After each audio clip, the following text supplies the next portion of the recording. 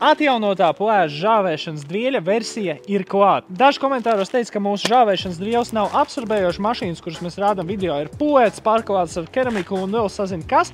Tāpēc ieliesim šajā vāzē ūdeni, iemērksim dvieli un pastīsimies, cik daudz tas ir spējīgs uzsūkt ūdens.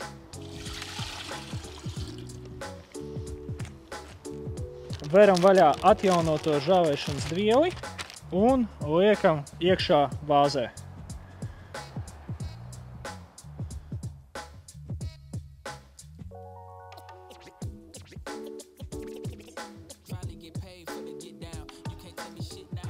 Un tātad skatāmies. Dvielis ir savācis pilnīgi visu ūdeni no vāzes.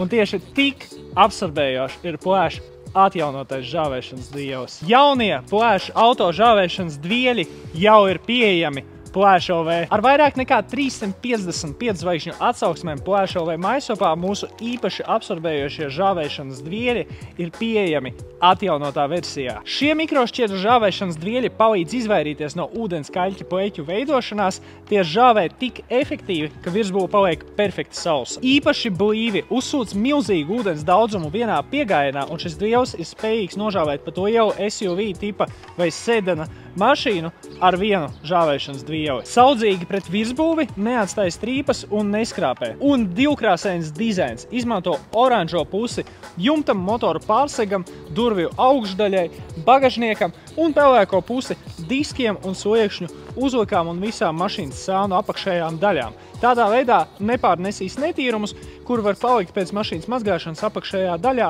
uz augšu. Un pats galvenais, šie žāvēšanas dvieļi ir tik efektīvi, ka visas 5 iepriekšējās partijas tika izpirktas. Šoreiz piegāde ir ierobežotā daudzumā, tāpēc pasūti savu atjaunoto plēša žāvēšanas dvieli Plēša LV Maisopā, kamēr tie ir pieejami.